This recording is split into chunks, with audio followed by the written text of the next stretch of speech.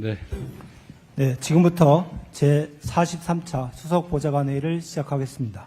대통령님의 모든 말씀이 있겠습니다. 네, 다 수고하십니다. 부동산은 우리 사회 거의 모든 부분에 지대한 영향을 미치는 대한민국의 핵심 문제입니다. 사회적 자원이 장기간 부동산에 과도하게 집중되면서 양극화와 불평등을 심화시켰습니다. 또 부동산 거품도 더는 방치할 수 없는 수준입니다.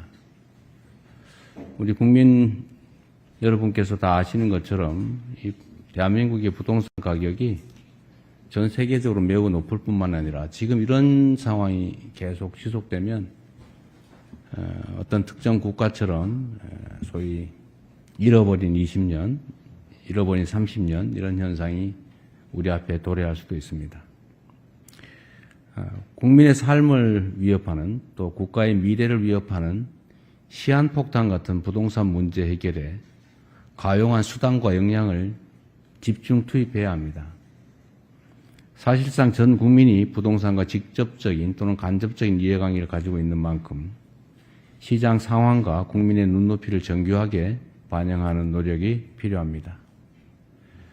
이를 바탕으로 공급, 또 세제, 금융정책 전반을 치밀하게 다듬어서 시장을 정상화하고 또 주거 안정과 주거 사다리의 체계적인 구축을 우직하게 추진해야 되겠습니다. 특히 파격적이고 속도감 있는 공급, 또 공정하고 합리적인 조세체제, 세밀하고 두터운 금융정책의 유기적인 조합이 무엇보다 필수적입니다. 이 가운데 공급정책이 지금 특히 문제가 되고 있습니다. 우리 국민 여러분께서 아시는 것처럼 22년 그때부터 지금까지 공급 절벽입니다. 인허가도 매우 축소됐고 착공도 매우 많이 줄어들어서 불가피하게 일종의 공급 절벽이 발생했기 때문에 이를 메우기 위한 특단의 노력이 필요합니다.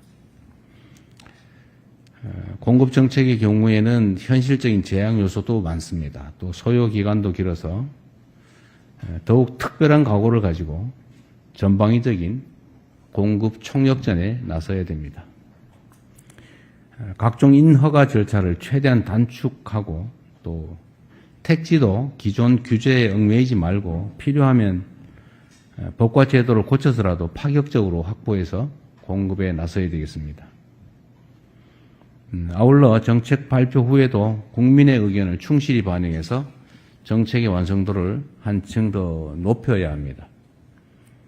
정책을 발표하면 이게 최종 정책이고 그것을 바꾸면 무슨 일관성이 없는 것처럼 또는 오락가락 이런 식으로 평가되는 것 때문에 잘 안 바꾸려고 합니다. 그런데 그것은 낡은 과거 방식이죠. 공직자, 공무원들이 100% 완벽한 존재일 수 없습니다.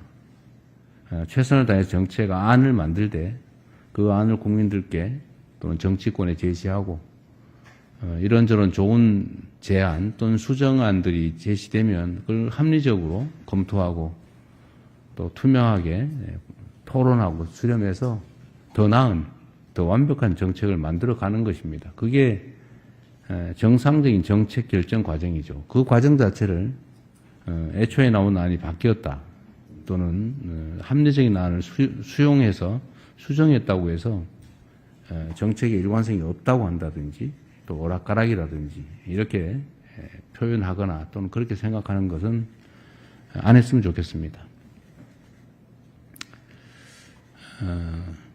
이런 걸 가지고 뭐 누더기를 만들었다 뭐 이런 식의 표현들을 하기도 하는데 어쨌든 이런 거에 굳이 너무 구애되지 말고 과감하게 국민들 또 전문가들 또는 야당 또 정치권의 의견을 수렴해 나갔으면 좋겠습니다.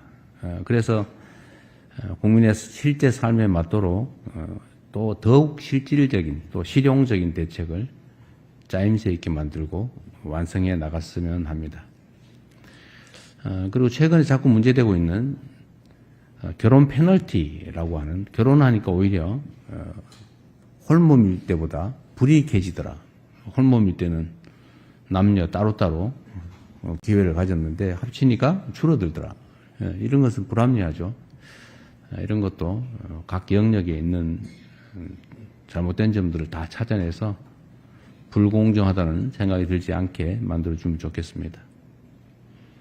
행정 편의적인 공급자 중심 사고에서 벗어나 국민의 시각에서 정책을 끊임없이 개선하는 게 진짜 유능한 행정입니다.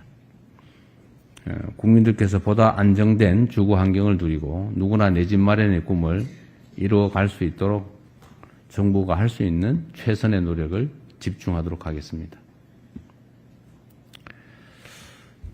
우리 군의 전장 환경이 인공지능과 드론, 로봇을 중심으로 급변하고 있습니다. 방대한 정보를 실시간으로 분석하고 또 첨단 무기들이 대거 투입되는 미래전에 대비하려면 국방체계를 기술과 첨단 장비 중심으로 재편하는 전략이 필수적입니다. 특히 지속적인 저출생 때문에 현재 같은 인력 중심의 보병 중심의 비효율적인 군 구조를 유지하는 것은 가능하지도 않고 또 바람직하지도 않습니다. 선택적 모병제를 도입해서 우리 군을 첨단 장비와 기술 중심의 스마트 정예 강군으로 탈바꿈시키려는 국방개혁을 빠르고 빈틈없이 추진해야 합니다. 이 과정에서 중요한 것은 국방의 주역인 우리 청년들이 미래에 더 나은 삶을 계획할 수 있도록 제도를 재설계하는 것입니다.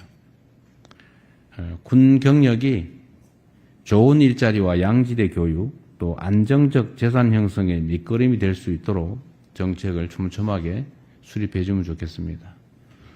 군 생활이 인생의 낭비 또는 손해라는 생각이 들지 않게 하는 게 우리 정부의 큰 책임이기도 합니다.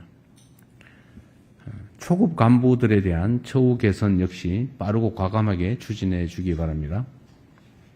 결국 국방도 사람이 하는 것입니다. 청년들이 군 복무를 보람있게 생각하고 또 군이 청년들의 사회 진출을 든든하게 뒷받침해 줄 때 진짜 강한 군대가 만들어집니다. 이에 필요한 재정적인 또 제도적인 지원 정책을 최선을 다해 발굴하고 또 조속히 시행해 주기 바랍니다. 최근 몇 년 동안에 스토킹, 교제폭력, 가정폭력 등 관계성 범죄 신고 사례가 계속 늘어나고 있습니다. 지난해에도 관련 피해 신고가 전년보다 23%나 급증했다고 합니다. 불법 창력물, 또 딥페이크 범죄 같은 디지털 성범죄의 경우에는 지난 5월 범정부 합동대응단 출범과 위장수사 제도 확대 등을 통해서 검거자가 대폭 늘어난 성과가 있기는 했습니다. 그렇긴 한데 사건 발생 자체는 지속적으로 증가하는 추세입니다. 이들 범죄 피해자의 경우에는 대부분 여성과 청소년 등 사회적 약자이기 때문에 피해자 지원 그리고 보호, 피해 회복 조치에 더 각별한 관심을 기울여야 합니다. 특히 이 같은 범죄의 특성상 초동 조치를 신속하고 과감하게 취해야 추가 피해를 막고 또 피해자 권리 회복도 빠르게 이루어질 수 있습니다. 관계기관들은 신고 단계부터 피해자 중심, 피해자 우선이라는 관점에서 필요한 모든 조치를 과하다 싶을 정도로 집행해 주기 바랍니다. 수사권과 기소권 분리 과정에서 여성과 청소년 대상 범죄 대응에 작은 빈틈도 생기지 않도록 관계부처가 제도 보완을 제대로 할 수 있도록 해 주십시오. 그리고 아울러 조만간 발표할 불법 사이트 통합 대응 방안 역시 국민이 안심할 수 있는 수준으로 세밀하게 또 꼼꼼하게 준비해 주시기 바랍니다. 이상입니다. 네, 언론인 여러분의